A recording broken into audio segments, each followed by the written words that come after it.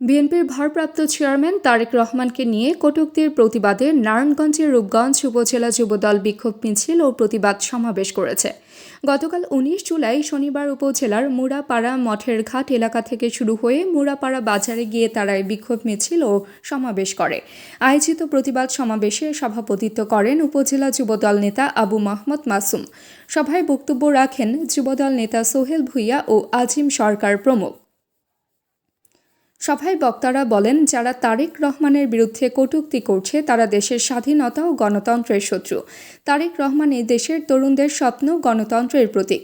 তাকে নিয়ে কুৎসা রটিয়ে জনগণকে বিভ্রান্ত করার ষড়যন্ত্র করছে ক্ষমতাসীনরা।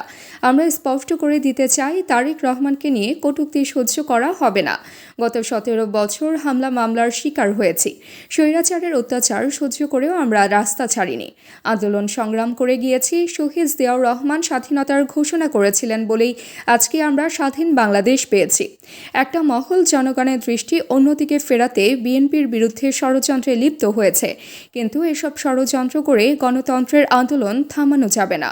রূপগঞ্জ যুবদল রাজপথে আছে, থাকবে। পরে তারা বিক্ষোভ মিছিল নিয়ে ঢাকার রূপসী কাঞ্চন সড়কের মুড়াপাড়া এলাকা প্রদক্ষিণ করে।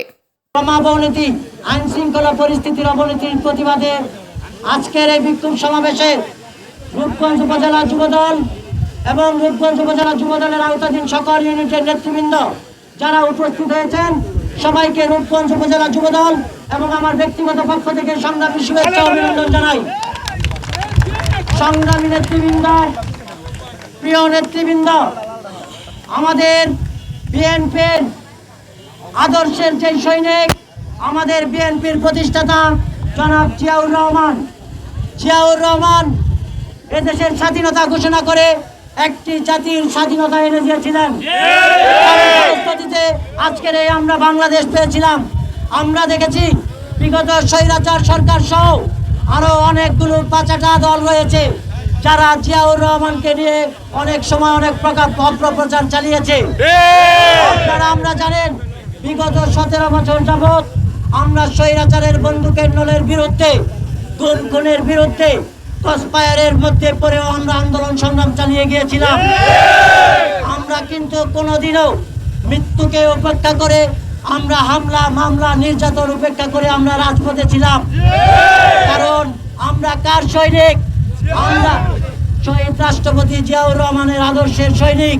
আমরা বিগত কিছুদিন ধরে দেখতেছি আমাদের নেতা তারেক রহমানকে নিয়ে বিভিন্ন প্রকার অপপ্রচার, বিভিন্ন প্রকার কটূক্তি চালানো হচ্ছে। বিএনপি ভদ্র মানুষের দল বলে আমরা এখনো কিছু বলছি না।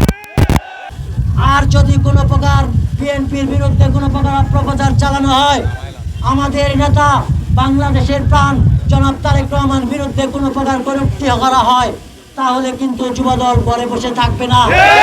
তাবাসসুম হক আনিকা, দৈনিক আজকের বাংলা। দৈনিক আজকের বাংলা .net